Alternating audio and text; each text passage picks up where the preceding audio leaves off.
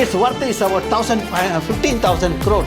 The moment I said it is 15,000 crores, most of the media took it to the front page, said, IISc says the silt in Balandur worth 15,000 crores. I just called those people and I said, you did a wonderful thing. They were curious why I said wonderful thing. I said that tomorrow everyone will come to the lake with a polythene bag. They will take the silt. When they take the silt, I have the lake rejuvenation at no cost. So that is the thing, okay?